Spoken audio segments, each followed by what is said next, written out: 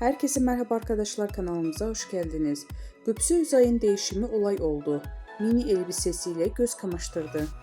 Son dönemde oyuncu Barış Arduç ile boşanacağı yönünde iddiaları magazin gündeminde yer alan Göksu Özay, yeni bir proje için kamera karşısına geçti. Özay'ın yeni imajı ve verdiği kilolar, özellikle mini elbisesiyle verdiği pozlar dikkat çekti. Kerem Bürsin ve Öykü Kariyer ile başrollerini paylaşacağı Plotenik adlı yapımla adından söz ettirecek olan Özkay, özel hayatından dair çıkan dedikodulara nokta koydu.